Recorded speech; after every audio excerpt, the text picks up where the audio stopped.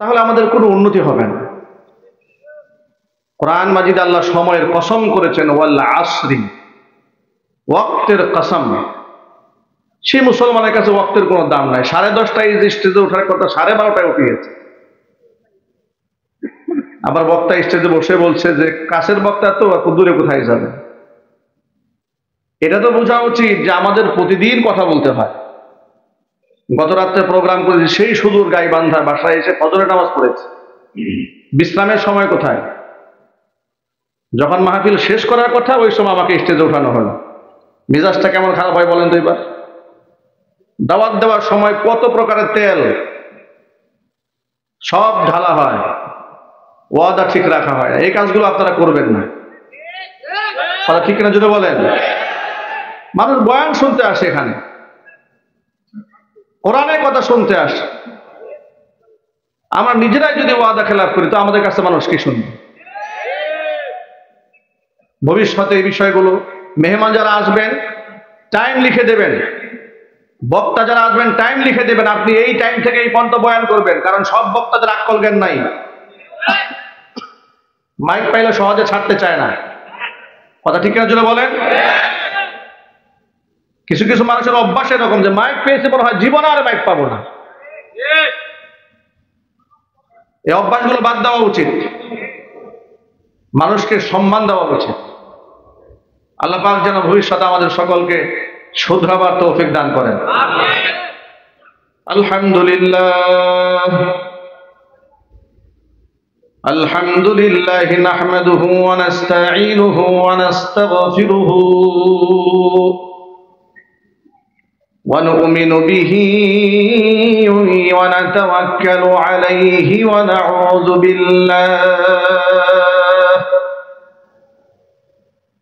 নাউযু বিল্লাহি মিন শুরুরি আনফুসিনা ওয়া মিন সাইয়্যাতি আ'মালিনা।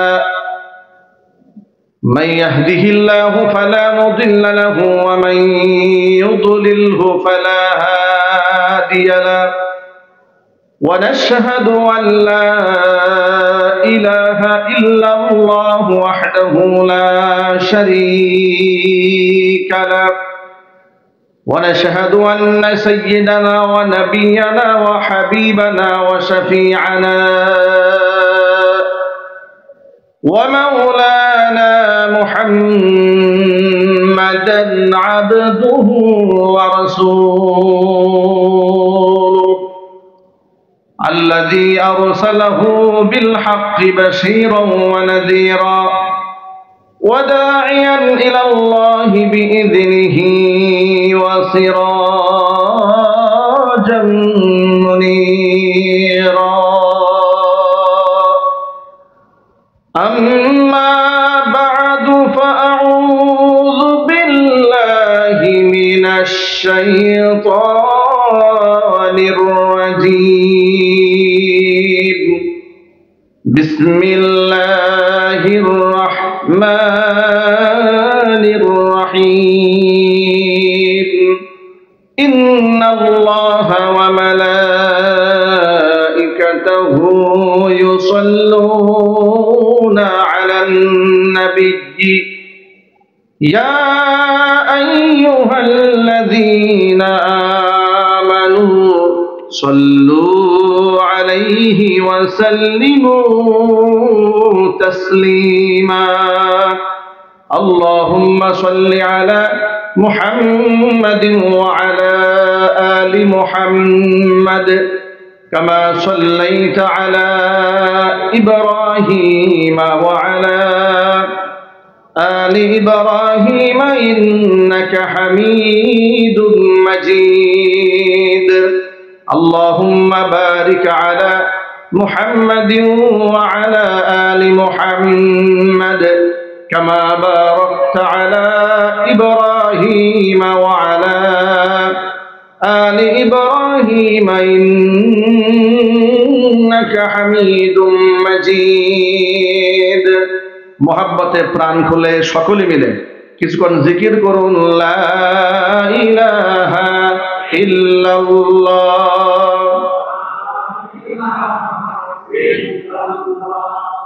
লা ইলাহা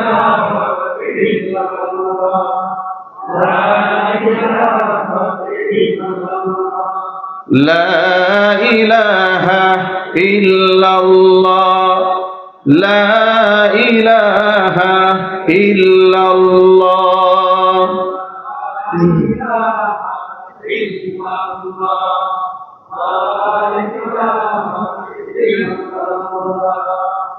লা ইলাহা ইল্লাল্লাহ, লা ইলাহা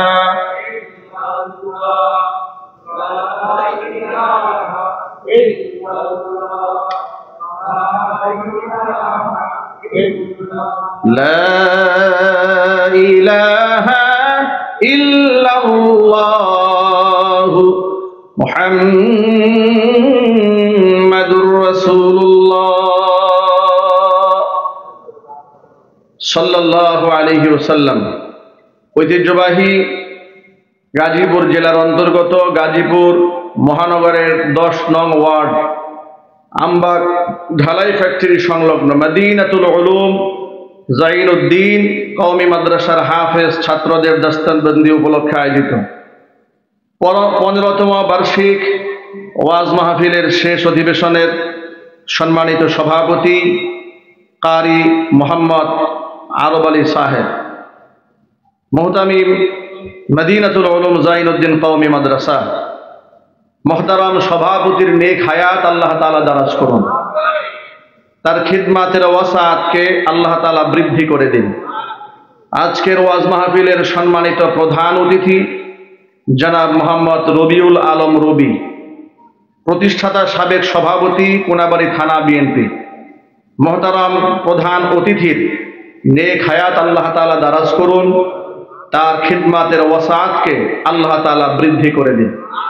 এছাড়াও আমন্ত্রিত বিশেষ অতিথিবৃন্দ, হাজারাত উলামায়ে কেরাম, মুরব্বিয়ান এজম, অত্র এলাকা এবং পার্শ্ববর্তী এলাকার বিভিন্ন প্রান্ত থেকে ছুটে আসা দিনদরদি ইমানদার পরহেজগার মুত্তাকি মুসলিম ভাইরা, পর্দার অন্তরালে অবস্থানরত আমাদের সকলের শ্রদ্ধাভাজন পর্দানিশীন মা এবং বোনেরা, মহান আল্লাহ রব্বুল আলামিনের দরবারে আলিশানে লাখ কোটি শুকরিয়া আদায় করছি যে মহান আল্লাহ তাআলা জুলাই আগস্ট বিপ্লবের মধ্য দিয়ে আমাদেরকে একটি নতুন বাংলাদেশ উপহার দিয়েছেন, যে বাংলাদেশে আমরা স্বাধীনভাবে কোরআন থেকে কথা বলার সুযোগ পেয়েছি,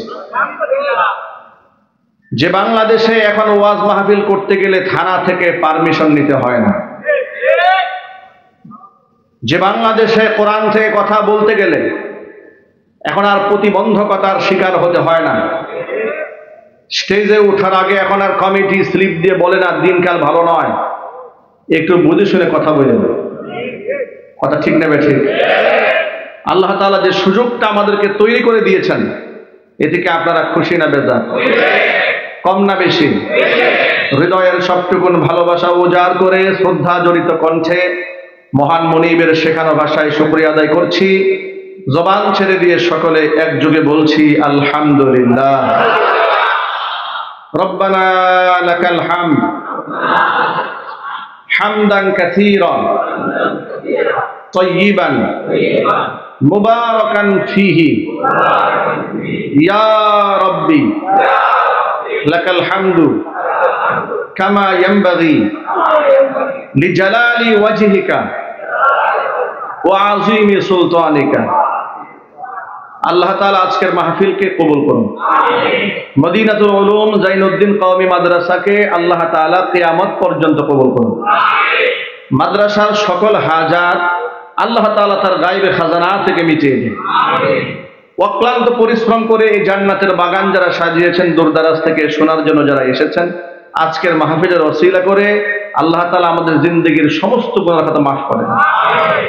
অত্র এলাকার সমস্ত মুর্দেগানের কবরে আযাব আল্লাহ তাআলা কিয়ামত পর্যন্ত বন্ধ করে দিন। কাল হাসরের কঠিন ময়দানে আজকের এই আয়োজন আল্লাহ তাআলা আমাদের সকলের নাজাতের জারিয়া হিসেবে কবুল করুন। বন্ধুগণ, আমরা আজকের এই মাহফিলে বসে কোরআন এবং সুন্নাহ থেকে আলোচনা শুনবো। আমরা বলি ইনশাআল্লাহ। কোরআন সুন্নাহর জ্ঞান এ মহামূল্যবান সম্পদ, যে সম্পদ অর্জন করা সকল মুমিন মুসলমানের জন্য আল্লাহ তাআলা ফরজ করেছেন। নবী করিম সাল্লাল্লাহু আলাইহি সাল্লাম বলেছেন, তালাবুল ইলমি ফরিদাতুন আলা কুল্লি মুসলিমিন ওয়া মুসলিমা।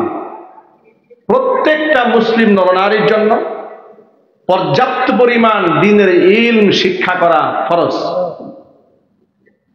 দ্বীনের ইলম যদি না থাকে তাহলে ঈমানও ঠিক থাকবে না, আমলও ঠিক থাকবে না। কথা বলেন ঠিক কিনা বলেন? ইলম যদি না থাকে ঈমান ঠিক থাকবে, আমল ঠিক থাকবে। এই জন্য আল্লাহ রাব্বুল আলামিন নবী করিম সাল্লাল্লাহু আলাইহি ওয়াসাল্লামের উপর নাজিলকৃত প্রথম হুকুম ইকরা, আপনি পড়ুন।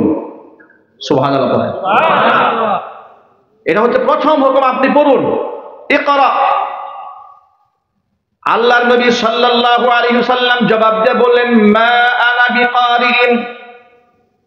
জিবরাইল এসেছেন হেরা গুহায়। জিবরাইল আলাইহিস সালাতু ওয়াস সালাম আল্লাহ রাসূলকে বলছেন ইকরা, আপনি পড়ুন। নবী জবাব দিয়ে বলছেন মা আনা বিকারিন, আমি তো পড়তে জানি না। রাসূল পাক সাল্লাল্লাহু আলাইহি ওয়াসাল্লাম পড়তেও জানতেন না, লিখতেও জানতেন না। কারণ এই পৃথিবীতে আল্লাহ নবী সাল্লাল্লাহু আলাইহি ওয়াসাল্লাম কারো ছাত্রত্ব বরণ করেননি।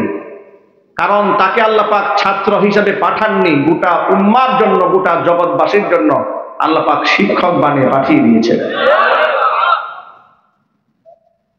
নবী করিম সাল্লাল্লাহু আলাইহি ওয়াসাল্লাম বললেন মা আনা বিকারিন, আমি পড়তে জানি না।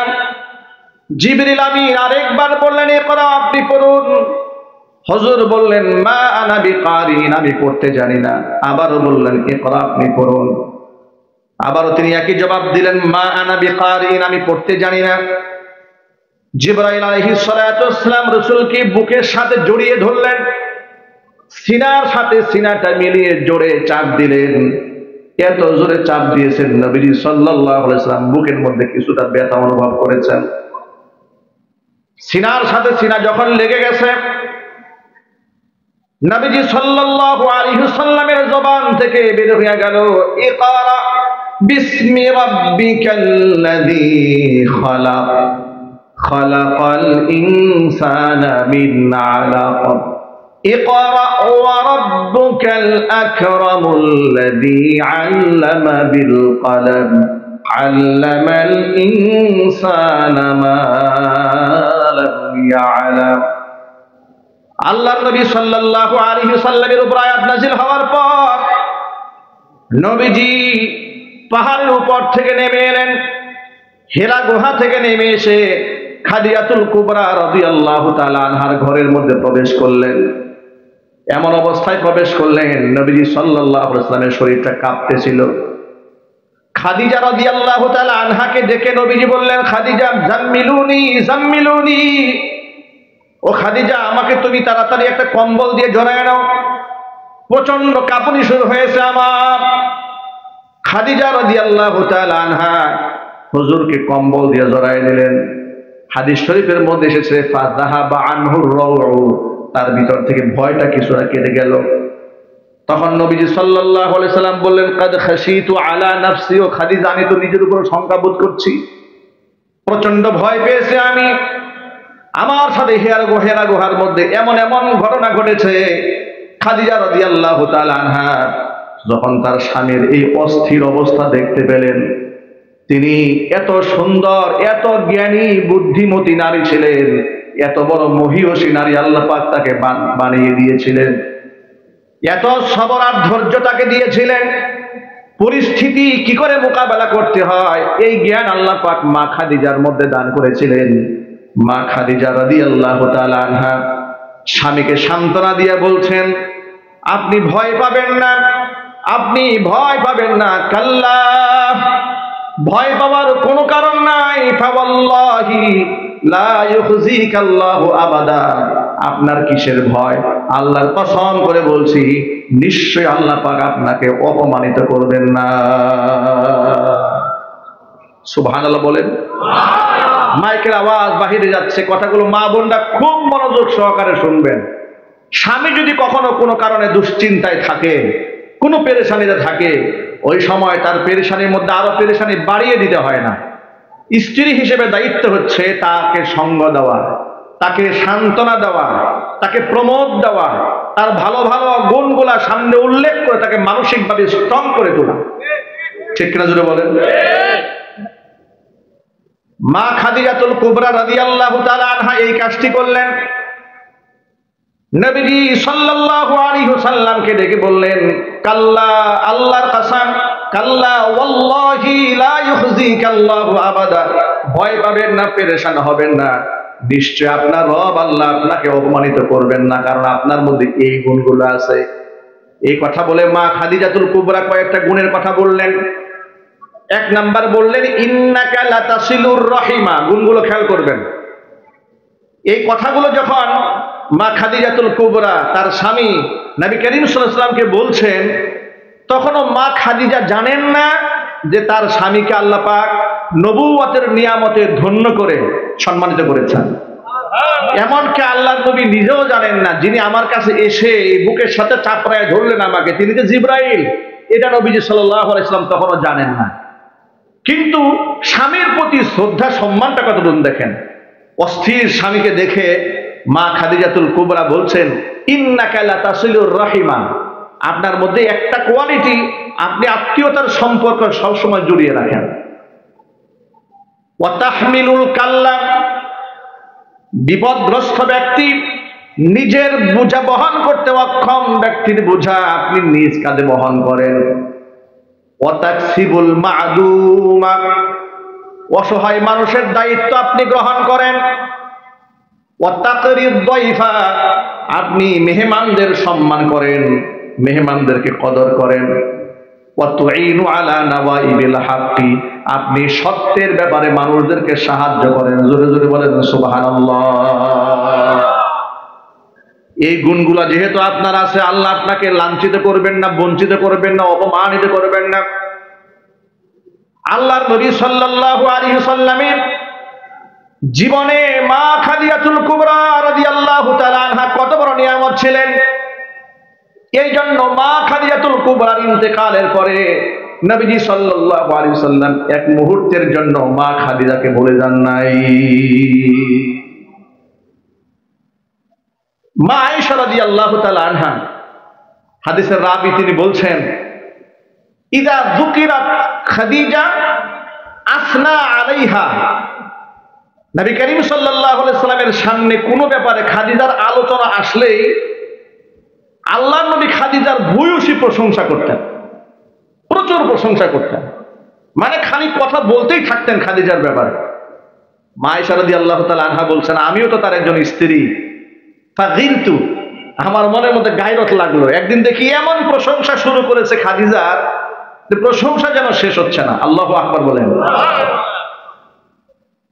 উম্মুল মুমিনিন মা আয়েশা রাদিয়াল্লাহু তাআলা আনহা বলেন, আমি তখন আল্লাহর নবীকে একটু হিট করেই বললাম, যেহেতু আমার মধ্যে একটু হিংসার উদ্রেক হয়েছে। শুধু খাদিজা খাদিজা বলেন, ইন্নাহা কানাত আজুজাতান, তিনি ছিলেন একজন বৃদ্ধা মহিলা, আপনার চাইতেও বয়সে এত লম্বা সময়ের বড়, আপনার চাইতেও বয়সে কত বছরের বড়? 15 বছরের বড়। আপনি সেই এই বৃদ্ধা মহিলার কথা আজও স্মরণ রেখে কান্না করেন আর খালি প্রশংসা করেন। কদ আবদালাকাল্লাহু খায়রাম মিনহা, আল্লাহ তাআলা আপনাকে তো তার পরিবর্তে অন্য এর থেকে উত্তম স্ত্রী দান করেছেন। নবী করিম সাল্লাল্লাহু আলাইহি ওয়াসাল্লাম মা আয়েশার মুখ থেকে কথা শোনার পর হুজুর জবাব দেয়া বললেন, ওয়াল্লাহি মা আবদালানি আল্লাহু খায়রাম মিনহা, ও আয়েশা, আল্লাহর কসম করে বলি, খাদিজার চাইতে উত্তম নারী আল্লাহ পাক আমার জীবনে আর উপহার দেন নাই।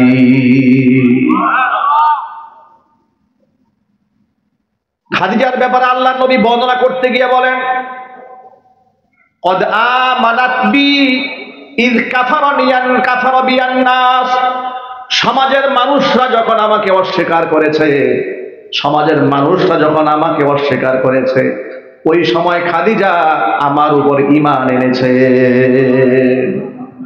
ওয়া সাদ্দাকাতনি, আমাকে সত্যায়ন করেছে।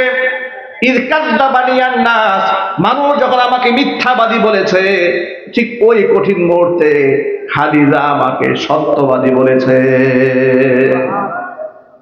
ওয়া ওয়াসাতনি ইয হারামানি আন-নাস, মানুষ যখন তার সম্পদ থেকে, তাদের সম্পদ থেকে আমাকে বিমুখ করেছে, তখন খাদিজা তার সম্পদ দিয়ে আমাকে সাহায্য করেছে।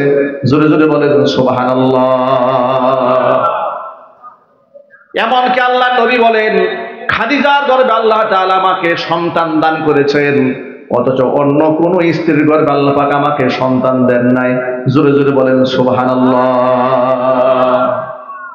উম্মুল মুমিনিন, এই ইমানদারদের মা, তামাম পৃথিবীর সকল ইমানদারদের মা, মা খাদিজাতুল কুবরা রাদিয়াল্লাহু তাআলা আনহার ব্যাপারে নবীজি সাল্লাল্লাহু আলাইহি ওয়াসাল্লাম বলেছেন, এই পৃথিবীতে যত রমণী আছে, যত নারী আছে, সমস্ত নারীদের মধ্যে জান্নাতের 4 জন নারী সর্বাধিক সম্মানিত হবে। এর মধ্যে 1 নাম্বার হচ্ছে খাদিজা বিনতে খুয়াইলিদ।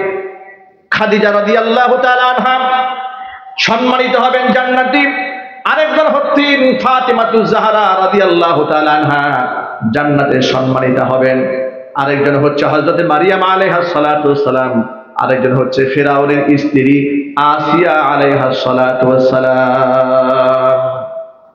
এই যে খাদিজাতুল কুবরা রাদিয়াল্লাহু তাআলা আনহা জান্নাতের সমস্ত রমণীদের মধ্যে এত মর্যাদার পাত্রী হবেন, এর পেছনে কারণটাকে আল্লাহ নবী তো নিজেই ব্যাখ্যা করলেন যে খাদিজা আমাকে সম্পদ দিয়ে সহযোগিতা করেছে, খাদিজা আমাকে সান্ত্বনা দিয়েছে। মানুষ যখন আমাকে মিথ্যাবাদী বলেছে, আমার খাদিজা আমাকে সত্যবাদী বলেছে। এমনকি খাদিজা গর্ভে আল্লাহ পাক আমাকে সন্তান দান করেছেন, অন্য স্ত্রীর গর্ভে আল্লাহ আমাকে সন্তান দেন নাই। জোরে বলেন সুবহানাল্লাহ। ভাইরা আমার, মা খাদিজাতুল কুবরার সম্মান সীমাহীন। উম্মুল মুমিনিন মা আয়েশা রাদিয়াল্লাহু তাআলা আনহা থেকে বর্ণিত, তিনি বলেন, আল্লাহর নবী সাল্লাল্লাহু আলাইহি ওয়াসাল্লামের শান মান এত বেশি ছিল, একদিন মা আয়েশা বলছেন যে আমি ঘরের মধ্যে বসে আছি, এমন সময় বাহির থেকে একটা নারীর কণ্ঠের আওয়াজ শোনা গেল। কণ্ঠের আওয়াজটা শুনতে খাদিজাতুল কুবরার মতো। নবী করিম সাল্লাল্লাহু আলাইহি ওয়াসাল্লাম বিছানা থেকে লাফ দিয়ে উঠে দরজাটা খুলে দিলেন। জোরে বলেন আল্লাহু আকবার। মানে কত মুহাব্বত খাদিজার প্রতি নবীজি সাল্লাল্লাহু আলাইহি ওয়াসাল্লামের, কত মুহাব্বত ছিল। আল্লাহর কাছে রাসূল দোয়া করতেন, হে আল্লাহ, দুনিয়ার এই ছোট্ট ছোট্ট জীবন থেকে আমি খাদিজাকে হারিয়ে ফেলেছি, কিয়ামতের কঠিন ময়দানে আমি যেন আমার খাদিজাকে না হারাই যাই। আমার মায়েরা বোনেরা, স্মরণ রাখুন ভালো করে, আপনি অনুসরণ করবেন, অনুকরণ করবেন মা খাদিজাতুল কুবরা রাদিয়াল্লাহু তাআলা আনহার মতো মহিয়সী নারীকে। আপনি অনুসরণ করবেন উম্মুল মুমিনিন মা আয়েশা সিদ্দিকা রাদিয়াল্লাহু তাআলা আনহার মতো রমণীকে। আপনি অনুসরণ করবেন মা আসিয়ার মতো সম্মানিতা মহিয়সী নারীদেরকে।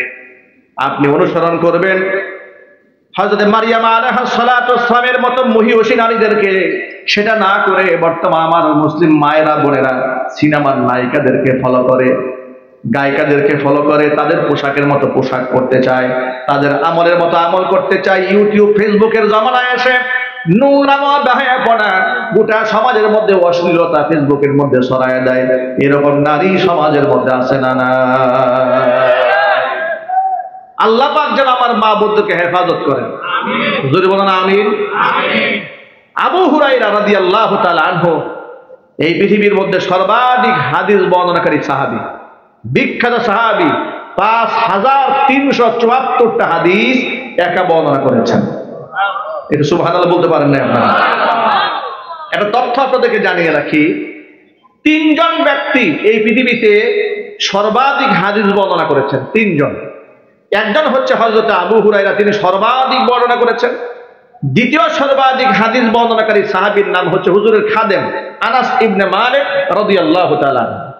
আর তৃতীয় সর্বাধিক হাদিস যিনি বর্ণনা করেছেন তিনি হচ্ছেন উম্মুল মুমিনিন মা আয়েশা সিদ্দিকা রাদিয়াল্লাহু তাআলা। এই যে আপনারা বসে বসে হাদিস শুনতেছেন, এই যে কষ্ট হচ্ছে, আমাদের কষ্টটা খুব সামান্য, কিন্তু সাহাবায়ে কেরাম হাদিস সংগ্রহ করতে গিয়ে যে কষ্টটা করেছেন তাদের কষ্টের কোনো সীমা ছিল না। আল্লাহু আকবার বলেন। এই যে আবু হুরায়রা রাদিয়াল্লাহু তাআলা আনহুর নাম বললাম, মাত্র 3 থেকে 4 বছর রাসূলকে পেয়েছেন। কত বছর? মাত্র 3 থেকে 4 বছর রাসূলের সান্নিধ্য গ্রহণ করতে পেরেছেন। এরপর রাসূল ইন্তেকাল হয়ে গেছে। মাত্র 3 থেকে 4 বছরের সান্নিধ্য গ্রহণ করে পৃথিবীর সবচেয়ে বড় হাদিস বর্ণনাকারী হয়েছেন। আল্লাহু আকবার। প্রশ্ন হলো, আবু বকর সিদ্দিক রাদিয়াল্লাহু তাআলা আনহু, ওমর ফারুক রাদিয়াল্লাহু তাআলা আনহু, উসমান গনি জিন্নুরাইন রাদিয়াল্লাহু তাআলা আনহু, হযরত আলী কাররামাল্লাহু ওয়াজহা, তারা তো নবীজি সাল্লাল্লাহু আলাইহি ওয়াসাল্লামের খুব কাছের মানুষ ছিলেন। মর্যাদা, তাবাকা, দারাজাতের দিক থেকে আবু হুরায়রার চাইতে তাদের সম্মান অনেক উপরে। কিন্তু হযরত আবু হুরায়রা এত হাদিস কিভাবে একা বর্ণনা করতে পারলেন, এই তথ্যটা আপনাদেরকে জানাই। আবু হুরায়রাকে প্রশ্ন করা হয়েছিল যে আপনি এত অল্প সময় পেলেন রাসূল পাক সাল্লাল্লাহু আলাইহি ওয়াসাল্লামকে ইন্তেকালের আগে মাত্র 3 থেকে 4 বছর পেয়েছেন, এতে আপনি সবচেয়ে বেশি হাদিস পেলেন কি করে? আবু হুরায়রা রাদিয়াল্লাহু তাআলা আনহুর জবাবটা শুনেন। তিনি বলেছেন, দেখুন, মুহাজির সাহাবী যারা হিজরত করে মক্কা থেকে মদিনায় এসেছেন, তাদের তো বিভিন্ন ব্যবসা বাণিজ্য ছিল, তারা ব্যস্ত থাকতেন বিভিন্ন কাজে। এই যে তারা ব্যবসা বাণিজ্য পরিচালনা করার জন্য দূরে চলে যেতেন। পক্ষান্তরে আনসারী সাহাবী যারা, মদিনার সাহাবী যারা ক্ষেত খামারে চাষাবাদ করতেন, তাদেরও ব্যস্ততা ছিল।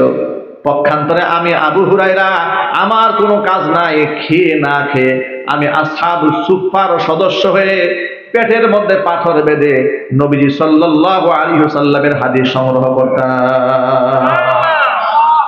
মাঝে মাঝে আমার এমন হয়েছে, আবু হুরায়রা বলছেন, মাঝে মাঝে আমার এমন হয়ে যেত, না খেয়ে থাকতে থাকতে আমি মাঝে মাঝে সেন্সলেস হয়ে যেতাম, মাঝে মাঝে হামাগুড়ি দিয়ে চলতাম, মাঝে মাঝে আমি এমন ভাবে ছটফট করতাম, মদিনার সাহাবীরা মনে করতো আমার বোধহয় মৃগী রোগ হয়েছে, আমার মাথার মধ্যে তারা পাড়া দিয়া ধরতো, মনে মনে ভাবতো আমার মৃগী রোগ হয়েছে, আমাকে নিয়ন্ত্রণ করতে চেষ্টা করতো। আল্লাহর কসম করে বলি, মৃগী রোগ আমারও ছিল না, খোদার যন্ত্রণা আমি পাগলের মতো ছটফট করতাম। এইভাবে খেয়ে না খেয়ে কষ্ট করে আমি রাসূলের হাদিসকে সংগ্রহ করেছি। ভাইরা, সেই সাহাবীরা কত কষ্ট করে হাদিস নিয়েছেন, আর আমরা এত আরামে হাদিস নেই। মনে রাখবেন, এই হাদিস গ্রহণ করা যেমন বড় নিয়ামত, হাদিস প্রচার করা অনেক বড় সওয়াবের কাজ, কিন্তু হাদিস বর্ণনা করার ক্ষেত্রে অনেক সাবধানতা অবলম্বন করতে হবে। মন গড়া হাদিস বলা যাবে না, মন গড়া আল্লাহর কোরআনের তাফসীর করা যাবে না। কারণ কেন করা যাবে না শোনেন, কোরআনের আয়াত তো ওহী আল্লাহর পক্ষ থেকে, আল্লাহর নবীর জীবনের সমস্ত হাদিস যেটা রাসূল সাল্লাল্লাহু আলাইহি ওয়াসাল্লাম নিজে বলেছেন কিংবা করেছেন, এগুলা সব আল্লাহর সিদ্ধান্তেই করেছেন। ঠিক কিনা বলেন? এখন আল্লাহর সিদ্ধান্তে রাসূল যা করেছেন, যা বলেছেন হাদিস,